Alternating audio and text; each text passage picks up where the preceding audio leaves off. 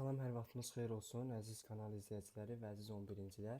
Bugün sizlərə yeni riyaziyyat 2025 ikinci hissə test toplusunda olan isbat məsələlərin izahını sizinlə paylaşacağım. Vaxt itirmədən keçək sualların izahına. Başlayaq birinci sualla. Birinci sualda yazılıb ki, alfa üzərinə gəl beta üzərinə gəlinsin qamma cəmi 360 dərəcəyə bərabər olarsa, tangens alfa üzərinə gəlinsin tangens beta üzərinə gəlinsin tangens qamma bərabərdir tangens alfa vurulsun, tangens beta vurulsun, tangens qamma olduğunu ispat edin. Gəlin sağ tərəfdən yazaq. Əvvəlcə bizə verilən eyniliyi buradan götürsək, tangens alfa üzərinə gəlinsin tangens beta, üzərinə gəlinsin tangens qamma bərabərdir tangens alfa vurulsun, tangens beta vurulsun, tangens qamma. Bu eyniliyi ispat eləməliyik. Bərabərliyin sol tərəfində tangens alfa plus tangens beta ifadəsini cəmin hasilə çevrilmə düsturlarının köməyi ilə cəmi hasilə çevirsək, burada tangens alfa üzərinə gəl tangens betanın bu şəkildə yaza bilərik. Sinus alfa plus beta bölünsün kosinus alfa kosinus beta. Daha sonra üzərinə gəlinsin tangens qamma ifadəsinin yerində isə mən sinus qamma bölünsün kosinus qamma yaza bilərəm. Bərabər olmalıdır. Bərabərliyin sağ tərəfini isə olduğu kimi yazacağım. Tangens alfa vurulsun, tangens beta vurulsun, tangens qamma. Daha sonra bərabərliyin sol tərəfindəki kəsirlər üçün orta məxrəc tapsaq, təbii ki, bu kəsirlərin orta məxrəcləri məxrəclərin hasilinə bərabər olacaq. Ona görə mən orta məxrəc kimi kosinus alfa vurulsun, kosinus beta vurulsun, kosinus qammanı ortaq məxrəc yaza bilərəm. Daha sonra bunları bir məxrəci yazmaq üçün birinci kəsin sürətini və məxrəcini təbii ki, kosinus qammaya vurmalıyıq. Ona görə olacaq sinus alfa plus beta vurulsun kosinus qamma. Üzərinə gəlinsin ikinci kəsin sürətini və məxrəcini isə kosinus alfa kosinus betaya vurmalıyıq. Olacaq sinus qamma vurulsun kosinus alfa kosinus beta. Bərabərliyin sağ tərəfini isə yenə olduğu kimi yazacağım. Tangens alfa vurulsun tangens beta vurulsun tangens qamma olduğunu biz göstərməliyik. İndi isə uşaqlar, burada sinus alfa plus beta. Alfa plus beta cəminin yerinə mən 360 çıxılsın qamma yaza bilərəm. Çünki mənə sualın şərtində alfa plus beta plus qamma cəmini 360 vermişdi. Ona görə yazacağım ki, sinus alfa plus betanın yerinə 2 pi çıxılsın qamma yazacağım. Vurulsun kosinus qamma. Üzərinə gəlinsin sinus qamma, kosinus alfa, kosinus beta. Bölünsün, məxrəcini də olduğu kimi yenə yazacağım. Kosinus alfa, kosinus beta, kosinus qamma. Bərabərliyin sağ tərəfi isə olduğu kimi yazılacaq. Yəni tangens alfa, tangens beta vurulsun tangens qamma. İndi bərabərliyin sol tərəfində kəsin sürətində sinus 2 pi minus qammada bilirik ki, pi'nin tam misillərində ad dəyişməyəcək. Olduğu kimi sinus qammaya bərabər olacaq. Və dərəcə 4-cü rübə düşdüyünə görə, 4-cü rübədə bizim sinus mənfi olduğuna görə onu mənfi sinus qamma kimi yazacağım. Olacaq mənfi sinus qamma, kosinus qamma. Üzərinə gəlinsin sinus qamma vurulsun kosinus alfa, kosinus beta. Bölünsün, məxrəcini isə yenə olduğu kimi yazacağım. Kosinus alfa, kosinus beta vurulsun kosinus qamma. Bərabərliyin sağ tərəfi isə yenə olduğu kimi qalacaq. Yəni tangens alfa vurulsun tangens beta vurulsun tangens qammaya bərabər olduğunu göstərməliyik. İndi kəsin sürətində uşaqlar mən sinus qammanı orta vuruq kimi mötərizə xaricinə çıxarsam, mötərizənin içərisində qalacaq kosinus alfa, kosinus beta, çıxılsın kosinus qamma, bölünsün, məxrəcini də yenə olduğu kimi yazıram. Bu dəfə kosinus qammanı birinci yazıram, vurulsun kosinus alfa, kosinus beta. Bərabərliyin sağ tərəfi isə yenə olduğu kimi yazılacaq. Daha sonra uşaqlar, burada görürəm ki, sinus qamma bölünsün kosinus qamma ifadəsi mənə tangens qamma ifadəsini verir. Ona görə bunun yerinə yazacağım tangens qamma vurulsun. Kəsin sürətində mötərizənin içərisində kosinus alfa vurulsun kosinus beta. Onu yazacağım olduğu kimi kosinus alfa, kosinus beta çıxılsın. Kosinus qammanın yerində isə qammanın yerinə mən 2 pi çıxılsın alfa plus beta yaza bilərəm. Bölünsün, məxrəcdə isə artıq kosinus alfa, kosinus beta ifadəsi qalıb. Bərabərliyin sağ tərəfi də yenə olduğu kimi yazılacaq. Buradan yeni səhifə açaq. Davamını yazaq. Buradan bərabər olacaq. İndi aşağıdan yazıram. Tangens qamma vurulsun. Mötərizənin içərisində yenə kosinus alfa, kosinus betanı olduğu kimi yazacağım. Burada isə artıq uşaqlar mən çevirmə düsturlarının köməyi ilə burada 2pi-də ad dəyişməyəcək. 2pi-də ad dəyişmir və 4-cü rübə düşdüyünə görə 4-cü rübdə də bizim kosinusumuz müsbət olduğuna görə olduğu kimi mənfi kosinus alfa plus beta kimi yaza bilərəm. Bölünsün məxrəcdə kosinus alfa kosinus betadır. Yenə bərabərliyin sağ tərəfi ilə dəymirik, olduğu kimi yazılacaq. Tangens qamma vurulsun. Mötərizənin içərisində kosinus alfa kosinus beta çıxılsın. Kosinus alfa plus betanı cəmin hasilə çevirmə düsturu ilə atsaq, olacaq kosinus alfa kosinus beta çıxılsın olmalı idi. Qarşıdakı mənfi ilə vurulub üzərinə gəlinsin sinus alfa sinus beta olur. Bölünsün, məxrəcdə də qalıb kosinus alfa kosinus beta. Bu bərabər olacaq uşaqlar. İndi buradan tangens qamma vurulsun. Burada kosinus alfa kosinus betalar gedir, qalır sinus alfa sinus beta bölünsün kosinus alfa kosinus beta. Bu da bərabər olacaq. Buradan yazırıq indi. Tangens qamma vurulsun. Tangens qamma vurulsun. Sinus alfanın kosinus alfa nisbəti mənə tangens alfanı verir. Sinus betanın kosinus beta nisbəti də mənə tangens betanı verir. Deməli bu ifadəmiz tangens alfa vurulsun, tangens beta vurulsun, tangens qammaya bərabərmiş. Bunu bu şəkildə ispat elədik. Davam edək növbəti ikinci çalışma ilə. Deməli uşaqlar ikinci sualda görək nə yazıb. Yazıb ki, ABC düzbucaqlı üçbucağında verilənlərə görə kosinus alfa bölünsün 2-nin kök altında B plus C bölünsün 2C olduğunu ispat etməliyik. Bunu necə ispat eləyərik? Deməli uşaqlar biz bilirik ki, kosinus kvadratı alfanın dərəcə azaltma ilə belə yaza bilərik. 1 plus kosinus 2 alfa bölünsün 2 şəklində yaza bilərik. İndi burada argument alfa bölünsün 2 olanda, yəni kosinus kvadratı alfa bölünsün 2 olanda bu 1 plus kosinus alfa bölünsün 2 şəklinə gəlib düşəcək. İndi mən buradan kosinus kvadratı alfa bölünsün 2-ni tapsam, bu bərabər olacaq 1 üzərinə gəlinsin. İndi bu düzbucaqlı üçbucağa baxaq. Görək bizdə burada kosinus alfa nəyi verir? Yəni alfa bucağının kosinusu nəyə bərabər olur? Bilirik ki, düzbucaqlı üçbucaqda kosinus alfa bitişik katet bölünsün hipotenuza bərabər olur. Yəni kosinus alfa bərabər olur B bölünsün C-yə. Mən burada sürətdə kosinus alfanın yerinə B bölünsün C yazacağam. Bir də bölünsün 2. Daha sonra buradan kosinus kvadratı alfa bölünsün 2 bərabər olur. Kəsin sürətində orta məxrəc C-dir, olur C plus B bölünsün 2C. Mənə isə kosinus alfa bölünsün 2 lazımdırsa, təbii ki, bərabərliyin hər iki tərəfindən kök alacağım. O da kök altında B plus C bölünsün 2C. Bizdən də bu bərabərliyin doğru olmasını ispat edin deyildi. Ona görə bu şəkildə ispat edirik. Növbəti üçüncü suala baxaq. Üçüncü sualda bizə A-nın və B-nin 0-1 arasında olduğu verilib.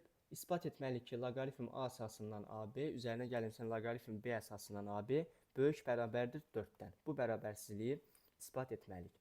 Gəlin yazaq. Bərabərsizliyimiz bu şəkildədir. Loqaritm A əsasından AB üzərinə gəlinsin loqaritm B əsasından AB böyük bərabərdir 4-dən. Biz uşaqlar bilirik ki, eyni əsasdan vurma olanda bunları toplama ilə yaza bilirik. Yəni loqaritm A əsasından A üzərinə gəlinsin loqaritm A əsasından B üzərinə gəlinsin loqaritm B əsasından AB-ni də loqaritm B əsasından A üzərinə gəlinsin loqaritm B əsasından B kimi yaza bilərik. Böyükdür, bərabərdir 4-dən. İndi uşaqlar bilirik ki, loqaritm A əsasından A 1-ə bərabərdir. Eyni ilə loqaritm B əsasından B də 1-ə bərabərdir. Bunlar toplasaq olur 2 üzərinə gəlinsin loqaritm A əsasından B üzərinə gəlinsin loqaritm B əsasından A böyükdür, bərabərdir 4-dən. Bərabərsizliyin xassələrindən bilirik ki, bərabərliyin hər iki tərəfinə eyni bir ərədə əlavə edib çıxa bilirik. Bərabərsizliyin hər iki tərəfindən 2-ni çıxsam, loqaritm A əsasından B üzərinə gəlinsin loqaritm B əsasından A böyükdür, bərabərdir 2-dən olur. Daha sonra uşaqlar burada İstəsək loqaritm A əsasından B-ni B əsasına keçərəm. İstəsəm loqaritm B əsasından A-nı A əsasına keçirərəm. İndi burada birinci toplaranı, yəni loqaritm A əsasından B-ni B əsasına çevirsəm, olacaq loqaritm B əsasından B bölünsün loqaritm B əsasından A üzərinə gəlinsin loqaritm B əsasından A. Böyükdür, bərabərdir 2-dən. Loqaritm B əsasından B bizə 1-i verir. 1 bölünsün loqaritm B əsasından A üzərinə gəlinsin loqaritm B əsasından A böyükdür, bərabərdir 2-dən. Burada görürük ki uşaqlar ədədlə onun tərsinin cəminin 2-dən böyük bərabər olduğu verilib. Bizim bildiyimiz Koşi bərabərsizliyinə əsasən ədədlə onun tərsinin cəmi -2-dən kiçik bərabər, 2-dən böyük bərabər olur. Nə zaman -2-dən kiçik bərabər olur? Əgər ədədin özü mənfidirsə, onda həmin ədədlə onun tərsinin cəmi -2-dən kiçikdir bərabər olacaq. Yox, əgər ədədin özü 0-dan böyükdürsə, onda həmin ədədlə onun tərsinin cəmi 2-dən böyük bərabər olacaq. Bəs bunu nəyə əsasən müəyyənləşdirərik ki, loqaritm b əsasından a müsbət ədəddir, yoxsa mənfidir? Yəni burada sual yaranır. Mənə sualın şərtində a-nın da b-nin də 0-1 arasında olduğu verildiyinə görə biz loqaritmin xassələrindən bilirik ki, əgər a və b ya hər ikisi 0-1 arasında, ya da hər ikisi 1-dən böyük olsa, onda həmin ifadənin qiyməti 0-dan böyük olur. Bunu müəyyənləşdirdiyimizə görə artıq biz bu bərabərsizliyin daha doğrusu doğru olduğunu söyləyə bilərik. Bax, bu şəkildə ispat etmiş olduq. Davam edək növbəti 4-cü çalışma ilə. Deməli, uşaqlar, 4-cü çalışmada paralleloqramla bağlı bir sualdır. Burada nə yazıb? Əvvəlcə yəni sağ tərəfi silək. Görə sual 4-də nə yazıb?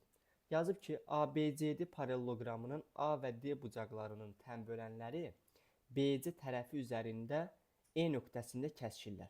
İspat edin ki, ABC üçbucağının sahəsi A-ya vurulsun, D-yə bölünsün 2-yə bərabərdir. Gəlin uşaqlar, bir dənə əvvəlcə ABCD paralleloqramı çəkək. Bu bizim ABCD paralleloqramımız olsun. Bunu adlandıraq A, B, C, D ilə. Bizə deyir ki, A və D bucaqlarının tən bölənləri BC tərəfi üzərində E nöqtəsində kəsişir. Həm A təpəsindən çıxan, həm D təpəsindən çıxan tən bölənləri burada qeyd eləsək, bura beta olacaq. Təbii ki, bilirik ki, paralleloqramın bir tərəfə bitişik bucaqların cəmi 180 dərəcəyə bərabərdir. Ona görə bucaq A üzərinə gəlinsin, bucaq D-nin 180 dərəcəyə bərabər olduğunu yazmalıyıq. Bucaq A-mız 2 alfadır, bucaq D-miz də 2 betadır. 2 alfa üzərinə gəlinsin 2 beta 180-ə bərabərdirsə, onda alfa plus beta cəmi 90-a bərabərdir. Daha sonra uşaqlar, burada fikir verin, içərisində rənglədiyim sarı üçbucağa baxsaq, burada bircə dəqiqə, bu içərisində rənglədiyim sarı üçbucağa baxsaq, görürük ki, bunun 2 dənə bucağı alfa betadır, 3-cü bucağı üçün təbii ki, neçə dərəcə qalacaq? 90 dərəcə. Çünki mən burada alfa plus beta cəminin 90-a bərabər olduğunu tapdım. Üçbucağın daxili bucaqlarının da cəmi 180 olması üçün 3-cü bucağının da 90 dərəcəyə bərabər olması lazımdır. Ona görə buranın düz bucaq olduğunu, yəni 90 dərəcəyə bərabər olduğunu mən artıq qeyd edə bilərəm. Daha sonra uşaqlar, gəlin belə eləyək bunu. İndi burada təbii ki, paralleloqramdırsa, burada bir K nöqtəsi desəm, bu BC tərəfi AD-yə paralel olur. Bunu hər hansı 3-cü AK ilə kəsişdirəndə, burada daxili çarpaz bucaqlara görə bunlar nə olacaq? Bir-birinə bərabər olacaq. İndi buradan eyni ilə baxın, burada da betadırsa, burada beta olacaq. Yəni bu yan tərəf A olsa, burada A olur. Təbii ki, burada A, burada A olacaq. Düzdürmü? Deməli, paralleloqramın tərəflərindən biri digərindən 2 dəfə böyük olur. Burada 2A, burada A olur. İndi gəlin biz paralleloqramın sahə düsturunu yazaq. SABCD. Bilirik ki, paralleloqramın sahəsi, deməli, paralleloqramın sahəsi nəyə bərabərdir? Burada gəlin belə eləyək. Bu üçbucağın sahəsini tapaq biz. Hansı üçbucağın? Burada AC diaqonalını çəksəm mən. Baxın, burada ABCD paralleloqramında AC diaqonalını çəksəm. Baxın, burada AC diaqonalını çəksək. AC diaqonalını tapsaq, biz tapmalıyıq ki, ABC-nin sahəsi buna bərabərdir. Amma mən bilirik ki, paralleloqramın diaqonalı onun sahələri bərabər olan iki fiqura ayırır. Ona görə ADC-nin sahəsini taparam. Buradan yazaram ki, SACD. Yəni bu üçbucağın sahəsinə baxacam. Bu bizim diaqonalımızı çəkdikdən sonra yaranan üçbucaqdır. Üçbucağın sahəsi necə tapılır uşaqlar? 2-də 1 vurulsun AD, vurulsun DC, vurulsun onlar arasında qalan bucağın sinusu. Onlar arasında qalan bucaq da D bucağıdır. Sinus D. Buradan SACD üçbucağının sahəsi bərabər olur. 2-də 1 vurulsun. AD tərəfinə 2A yazmışam. DC tərəfinə də A yazmışam. Sinus D'miz də sinus 2 betaya bərabərdir. Buradan bərabər olacaq bu. 2-də 1 2-yə vuranda A kvadratı vurulsun sinus 2 beta. Sinus 2 betanın açılışı necədir uşaqlar? 2 sinus beta kosinus beta. 2 sinus beta kosinus beta kimi yaza bilərik. İndi gəlin baxaq. Bəs indi sual verə bilərsiniz ki, burada mən sinus betanı kosinus betanı necə tapa bilərəm? Baxın, bu düz bucaqlı üç bucağa əsasən. Bu düzbucaqlı üçbucağa əsasən mən bura E nöqtəsidir tapa bilərəm. Deməli, sarı rəngli düzbucaqlı üçbucaqda yazıram a kvadratı vurulsun 2 vurulsun. Sinus betanı tapaq. Bilirik ki, düzbucaqlı üçbucaqda sinus beta qarşı katetin hipotenuza olan nisbətidir. Qarşı katetimiz AY olur. Baxın, betanın qarşısına duran katet AY-dir. Hipotenuzumuz da 2A-dır. AY-nin 2A-ya nisbəti vurulsun. Kosinus betamız isə bitişik katetin hipotenuza olan nisbəti. Bitişik katetimiz isə burada DY-dir. Yəni DY-nin 2A-ya nisbətinə bərabər olur. Buradan yazırıq ki, A kvadratı vurulsun 2 vurulsun AY vurulsun DY bölünsün nə olur? 4A'nın kvadratına. A kvadratlarını ixtisar aparandan sonra 2 ilə 4'ü də ixtisar aparandan sonra sahəmiz qalır AY vurulsun DY bölünsün 2. Bizdən də bunu ispat etməyimizi tələb edirdi. Bax, bu şəkildə ispat etmiş olduq. İndi isə davam edək növbəti 5-ci çalışma ilə. 5-ci sualda yazılıb ki, trapesiyanın oturacaqları A və B-dir. A B-dən böyükdür. A B-dən böyüksə, deməli, kiçik oturacağı A-dır, böyük oturacağı da B-dir. C təpəsindən keçən düz xətt alt oturacağı M nöqtəsində kəsərək trapesiyanın sahələri eyni olan iki fiqura ayırır. İspat edin ki, AM-in MD-yə nisbəti A-B-nin A plus B-yə nisbətinə bərabərdir. Yəni, ispat edək uşaqlar. Sağ tərəfdən yazaq. Deməli, bunu necə ispat edəcəm? Bunu ispat etməkdən ötürü mənə deyir ki, bu CM parçası ABCD trapesiyasını sahələri eyni olan iki fiqura ayırır. Bu deməkdir ki, yəni S, A, B, C, M dörtbucaqlısının sahəsi bərabər olur S, M, C, D üçbucağının sahəsinə. Düzdürmü? Bunu bu şəkildə yaza bilərik. İndi biz dedik ki, kiçik oturacaq B olacaq, böyük oturacaq da nə olacaq? A olacaq. Çünki mənə A-nın B-dən böyük olduğu verilmişdir. Bunu bu şəkildə yaza bilərik. İndi uşaqlar, sahələrlə gedəcəm. Böyük ABCD-nin sahəsi, yəni bu trapesiyanın sahəsi, bilirik ki, oturacaqları cəminin yarısı ilə hündürlüyün hasilinə bərabər olur. Bunu bilirik. İndi buradan uşaqlar, bu AC diaqonalını çəksəm mən, bu AC diaqonalı bu ABCM dörtbucaqlısını 2 dənə üçbucağa ayırır. 2 dənə üçbucağa ayırır. Düzdürmü? 2 dənə üçbucağa ayırır. Mən bu üçbucaqların gəlin sahələrini tapaq. Yəni yazıram S, A, B, C nəyə bərabər olacaq? BC tərəfi vurulsun həmin tərəfə çəkilən hündürlük. Həmin tərəfə çəkilən hündürlük də necə olacaq? Bu tərəfin uzantısına çəkilən hündürlük olacaq. Bu da elə trapesiyanın öz hündürlüyünə bərabərdir. BC vurulsun H bölünsün 2 yazacaq. Sonra bizim SAMC üçbucağımızın sahəsi isə bu nəyə bərabər olacaq? AM tərəfi və həmin tərəfə çəkilən hündürlük də elə trapesiyanın hündürlüyü olacaq, bölünsün 2. İndi bu iki sahənin cəmi bizə bu sağ tərəfdəki, bax bu içərisini rənglədiyim üçbucağın sahəsini verməlidir.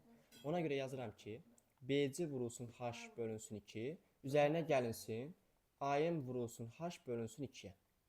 Bu bərabər olmalıdır nəyə? Baxın, bu SMCD-nin sahəsinə. SMCD-nin də sahəsi nəyə bərabər olur? MD vurulsun H bölünsün 2.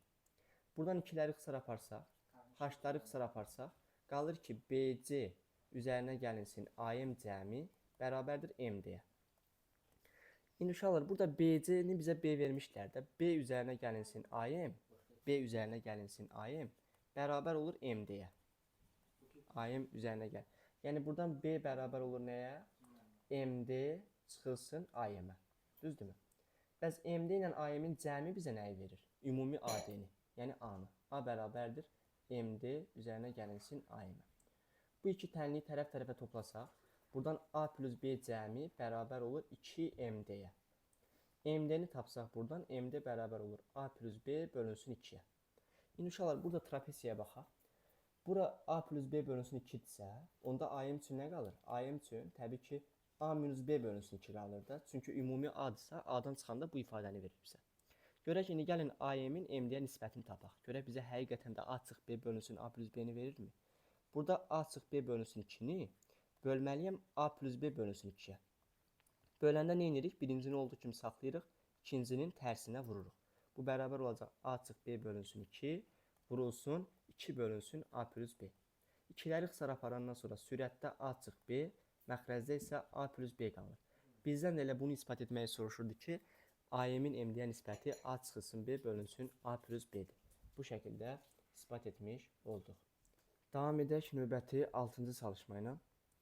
Deməli 6-cı çalışmada deyir ki, hündürlüyü h olan trapesiyanın daxilinə çevrə çəkilmişdir. Yan tərəflər oturacaqla 30 dərəcə və 45 dərəcəlik bucaqlar əmələ gətirir. İsbat edin ki, trapesiyanın sahəsi h kvadratı vurulsun 2 plus kök 2 bölünsün 2 düsturu ilə hesablanır. Gəlin əvvəlcə uşaqlar, burada bir dənə trapesiya çəkək və onun həmin trapesiyanın daxilinə bir çevrə çəkilib. Burada indi sağ tərəfdə yazacaq sual altı. Bu bizim olsun hər hansı trapesiyamız. Bu trapesiyanın daxilinə bir çevrə çəkək. Bu trapesiyamızın daxilinə belə bir çevrə çəkilib. Belə bir çevrə çəkilib. İndi bizə deyir ki, bu trapesiyanın yan tərəfləri oturacaqla 30 və 45 dərəcəlik bucaq əmələ gətirir. Baxın, bura 30, bura 45 dərəcə yaza bilərəm. Hündürlüyü də h dediyinə görə, bax bu təpədən bir hündürlük çəkəcəm. Bura olur h. Buradan da eyni ilə həmin hündürlüyü çəksəm, burada h deyə bilərəm də, düzdürmü? İndi uşaqlar, baxın bu üç bucaqda, əvvəlcə gəlin bunu birinci bilən göstərim sizə. Bu iki dənə burada üç bucaq yanında. Bax biri budur, biri də sağ tərəfdəki üç bucaqdır. Bu üç bucaqlar. Bu üç bucaqlardan düz bucaqlı üç bucağa əsasən mən yan tərəfləri tapa bilərəm. Burada baxın 30, 90, 60 üç bucağıdır. 30-un qabağına duran katet h-dırsa, deməli yan tərəfimiz 2h-dır. Daha sonra sağ tərəfdəki düz bucaqlı üç bucaqda 45-in qabağına duran h-dırsa, deməli hipotenuz digər yəni yan tərəfimiz h kök adlı 2-dir. İndi bundan sonrası nə edərik? Biz bilirik ki, trapesiyanın daxilinə o zaman çevrə çəkmək olar ki, qarşı tərəflərin cəmi bir-birinə bərabər olsun. Tutaq ki, buna hər hansı bir A, B, C, D trapesiyası desəm, burada AB ilə CD-nin cəmi bərabər olmalıdır BC ilə AD-nin cəminə. Yoxsa biz bunun daxilinə çevrə çəkə bilmərik. İndi AB-miz 2h-dır, CD-miz də h kök adlı 2-dir. Deməli, oturacaqların cəmi bizə 2h üzərinə gəl h kök adlı 2-ni verir. Trapesiyanın sahə düsturunu yazsaq, trapesiyanın sahəsi bilirik ki, oturacaqları cəminin yarısının hündürlüyə hasili ilə təyin olunur.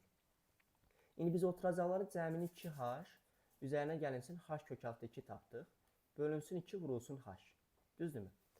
Burada h-ı ortaq vurur ki, mötərizədən xaricini çıxaranda buradakı h-a vuranda olur h kvadratı vurulsun 2 plus kökdə 2 bölünsün 2. Deməli, trapesiyamızın sahəsi h kvadratı vurulsun 2 kökdə 2 bölünsün 2 ilə təyin edilir. Bizdən elə bunu ispat etməyimizi tələb edirdi. Bu şəkildə ispat etdik. Növbəti 7-ci suala baxaq. Deməli, 7-ci sualda deyir ki, ABCD trapesiyasının diaqonalları O nöqtəsində kəsişir.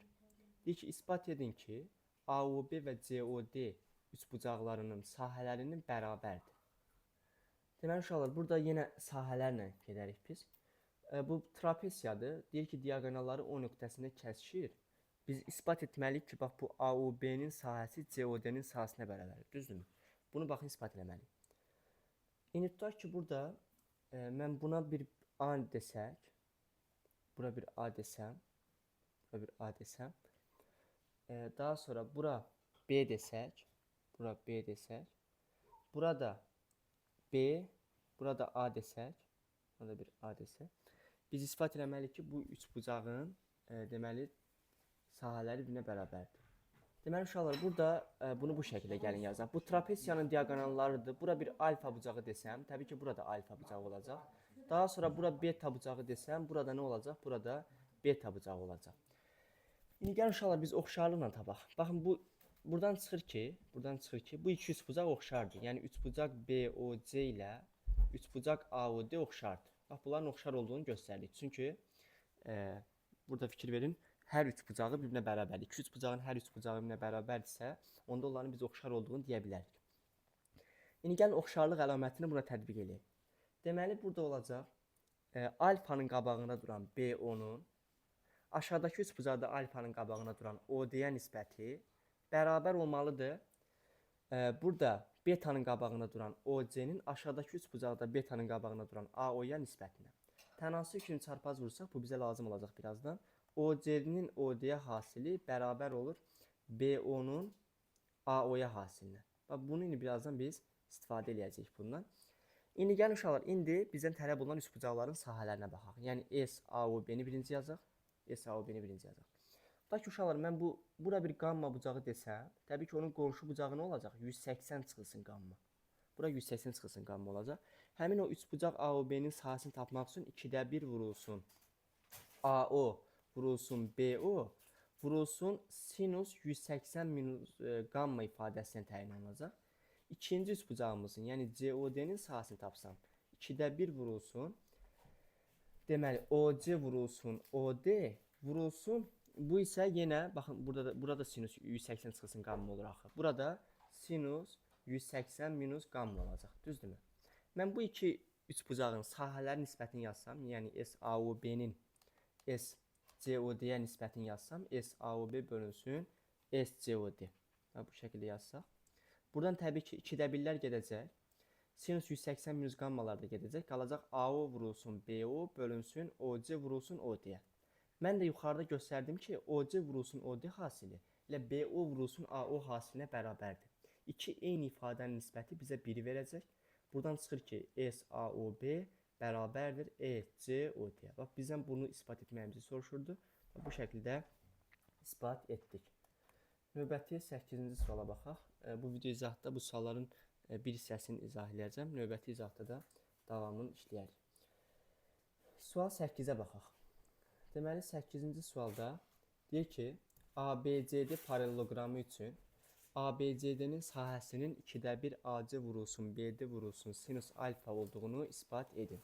Uşaqlar, biz bu paralleloqramın sahəsini tapmaq üçün, yəni SABCD-nin sahəsini tapmaq üçün buradakı 4 dənə üçbucağın sahəsini toplamalı deyilik. Yəni SAOB üstünə gəl SBOC üstünə gəl SCOD, bir də üstünə gəl sonuncu SAOD-ni toplamalıyıq. İndi gəlin bunları bir-bir tapaq. Məsələn, burada paralleloqramın bilirik ki, diaqonalları kəsir, kəsmə nöqtəsini yarıya bölünür. Bura A, bura A, burada B, burada B deyə bilərəm. Əvvəlcə SAOB-ni tapaq. SAOB. Görək SAOB nəyə bərabər olur? 2də 1 vurulsun, birbaşa yazacağım, AB vurulsun sinus alfa. Bəs SBOC? SBOC də bərabər olacaq. 2də 1 vurulsun, AB vurulsun sinus 180 minus qamma. Düzdürmü? 2də 1 vurulsun, AB vurulsun sinus 180 minus alfa. Növbəti üçbucağımız SCOD-nin sahəsi isə bərabər olacaq 2də 1 vurulsun, AB vurulsun sinus alfa. Sonuncu SAOD üçbucağımızın sahəsi isə bərabər olur 2də 1 vurulsun, AB vurulsun sinus 180 minus alfa. Bunları dördünü də toplasam uşaqlar, bunları dördünü də toplasam mənə verir AB sinus alfa üzərinə gəlinsin AB sinus 180 minus alfa. Bilirik ki, sinusun alfanın sinusu ilə 180 minus alfanın sinusuna bərabərdir. Ona görə bunu ilə bir dənə sinus alfa kimi yazsam, bu cavab olur 2AB sinus alfa. Düzdürmü? İndi bu da bərabər olur 2 vurulsun. A'mız ümumi 2B, deməli BD diaqonalı burada nəyə bərabərdir? 2A'ya. A'nı tapsaq, A bərabər olur BD bölünsün 2'yə. Burada A'nın yerinə BD bölünsün 2 yazacağım. Olacaq BD bölünsün 2 vurulsun. Deməli burada AC diaqonalımız 2 dənə B'yə bərabərdir. Buradan B'ni tapsaq AC bölünsün 2 olur. B'nin də yerinə AC bölünsün 2 yaza bilərəm. Və vurulsun sinus alfamız da var. Sinus alfa. Bu da bərabər olur. İkilərdən biri gedir, qalır AC vurulsun BD vurulsun sinus alfa bölünsün 2. Deməli bizim paralleloqramın sahəsi həqiqətən də 2də 1 AC vurulsun BD vurulsun sinus alfaya bərabərdir. Bunu da bu şəkildə ispat etdik. Növbəti 9-cu suala baxaq. Deyir ki, diaqonalları perpendikulyar olan bərabər yanlı trapesiyanın orta xəttinin onun hündürlüyünə bərabər olduğunu ispat edin. Deməli, ispat etməliyik ki, əgər bərabər yanlı trapesiyanın diaqonalları perpendikulyardırsa, onda onun hündürlüyü orta xəttə bərabərdir. Gəlin sağ tərəfdən yazaq. Bir dənə bərabər yanlı trapesiya çəkəcəm. Bu bizim olsun bərabər yanlı trapesiyamız. Diaqonallarını çəksək, diaqonallar bir-birlə qarşılıqlı perpendikulyardırlarsa, yəni 90 dərəcəlik bucaq altda kəsişirlər. Bilirik ki, bərabər yanlı trapesiyada bura A-dırsa, burada A-dır, bura B-dirsə, burada B-dir. Bu kiçik oturacaq A kökdə 2 olur, aşağıdakı oturacaq da B kökdə 2 olur. Düzdürmü? Bunu bu şəkildə yaza bilərik. Yəni A kökdə 2, B kökdə 2. İndi gəlin bunun orta xəttini tapaq, yəni L. Orta xətt nəyə bərabər olur? Oturacaqları cəminin yarısı, yəni A kökdə 2, üzərinə gəlinsin B kökdə 2, bölünsün 2. Bizim bu trapesiyanın nə idi? Orta xəttinin uzunluğudur. orta xəttin uzunluğudur. Daha sonra indi gəlin ümumi trapesiyanın sahəsini tapaq. S trapesiya, burada yazıram S trapesiya bərabər olacaq bu 4 dənə üçbucağın sahələri cəmi. Bax, birinci buradır. 1, 2, 3, 4. Bu 1 yazdığım üçbucağın sahəsi a kvadrat bölü 2. Üstünə gəl. 2 yazdığım trapesiya üçbucağın sahəsi AB bölü 2. 3 yazdığım üçbucağın da sahəsi AB bölü 2. Bir dənə də üstünə gəl. B kvadratı bölünsün 2. Bu da nəyə bərabər olur? A kvadratı bölü 2. Üstünə gəl B kvadratı bölü 2. Üstünə gəl AB. Düzdürmü? Bu şəkildə yaza bilərik. İndi trapesiyanın sahəsi necə tapılır? S trapesiya bərabərdir L vurulsun H-a. Mən L-i tapmışam axı orada. L-imiz A kökdə 2, üzərinə gəlinsin B kökdə 2, bölünsün 2-dir. Düzdürmü? Bunu tapdıq. Daha sonra buradan nə yazırıq? Vurulsun H bərabər olmalıdır A kvadratı, üzərinə gəlinsin B kvadratı, üzərinə gəlinsin 2AB bölünsün 2. Bu şəkildə yaza bilərik. Buradan ikiləri xısar apararıq. Qalacaq A kökdə 2, üzərinə gəlinsin B kökdə 2 vurulsun H bərabərdir A kvadratı, üzərinə gəlinsin B kvadratı, üzərinə gəlinsin 2AB. Buradan uşaqlar görürük ki, indi burada biz nəyisə yazmağı yaddan çıxartdıq. Buradan uşaqlar H-ı tapsaq, H bərabər olacaq A plus B-nin kvadratı bölünsün. Aşağıda kökdə 2-ni mötərizə xarici çıxarsın da kökdə 2 vurulsun A plus B. A plus B-lər gedəndən sonra qalır A plus B bölünsün kökdə 2. Məxrəcini irrasionaldan azad edəsə kökdə 2-yə vursaq olacaq A kökdə 2 üzərinə gəlinsin B kökdə 2 bölünsün 2. Baxın uşaqlar, yuxarıda mən orta xətti də A kökdə 2 plus B kökdə 2 bölü 2 tapdım. Hündürlüyümüz də A kökdə 2 plus B kökdə 2 bölü 2 oldu. Deməli, bunların bərabər olduqlarını biz ispat etmiş olduq. Baxaq 10-cu suala. Deyir ki, ABCD paralelogramının daxilində ixtiyari M nöqtəsi götürülüb. İspat etməliyik ki, o AMB üçbucağının sahəsi ilə CMD üçbucağının sahələri cəmi bərabərdir BMC üçbucağının sahəsi ilə AMD üçbucağının sahələri cəminə. Gəlin yazaq. Sual 10. Uşaqlar, təbii ki, bu ümumi hündürlükdür. Bu bizim ümumi hündürlüyümüzdür. Burada bu paralelogramın sahəsi nəyə bərabər olacaq? 4 dənə o üçbucağın sahələri cəminə. Düzdürmü? Gəlin uşaqlar, əvvəlcə burada SBMC-ni tapaq. SBMC nəyə bərabər olacaq? BC tərəfi vurulsun YM, yəni BC tərəfinə mən bir A desəm, təbii ki, aşağıdakı oturacaq da A olacaq. Paralelogram olduğuna görə A vurulsun YM bölünsün 2. Bəs aşağıdakı SAMD üçbucağının sahəsi nəyə bərabər olacaq? Bu da A vurulsun MF bölünsün 2-yə. Düzdürmü? Bunları yaza bilərik. İndi bu iki sahəni toplasam, yəni bunların sahələrini toplasam, olur 2-də 1 A bölü 2 vurulsun YM üzərinə gəlinsin MF-ə. YM ilə MF-in cəmi mənə ümumi bu paralelogramın hündürlüyünü vermir. AH bölü 2 olur. Deməli, buradan çıxır ki, uşaqlar, bu iki üçbucağın sahələri cəmi AH bölü 2 olur. Bəs ümumi paralelogramımızın sahəsi nəyə bərabərdir? ABCD-nin. A vur H-a. Yəni, yarısı bu ikisinə sərf olunubsa, belə deyək. Yəni, bu ikisinin sahələri cəmi AH bölü 2-dirsə, digər ikisinin də sahələri cəmi nə olmalıdır? AH bölü 2 olmalıdır. Yəni, mən SAMB üzərinə gəlinsin SMCD-ni tapmaq üçün AH-dan çıxmalıyam AH bölünsün 2-ni. Buradan SAMB üzərinə gəlinsin SMCD bərabər olur AH bölünsün 2-yə. Biz də yuxarıda digər iki üçbucağın sahələri cəminin də AH bölünsün 2 olduğunu tapmışdıq. Deməli, ispat elədik ki, həqiqətən də bu iki üçbucağın sahələri cəmi digər iki üçbucağın sahələri cəminə bərabərdir. Deməli, uşaqlar, 11-ci sualda yazılıb ki, AO bərabərdir OB-yə, DO da bərabərdir OC olarsa, AD-nin BC-yə bərabər olduğunu ispat edin. Uşaqlar, təbii ki, bura alfa bucağı yazsam, burada alfa olacaq. Bura beta bucağı yazsam, burada beta olacaq, düzdürmü? Bura gamma bucağı yazsam, burada nə olacaq? Gamma olacaq da. Və bu şəkildə yaza bilərik. Daha sonra, indi mən bərabər, daha doğrusu alfa yazmalıydıq biz. Çünki bərabər yanlı olduğu verilmişdi axı. Yəni, alfa beta yazmamıza ehtiyac yoxdur.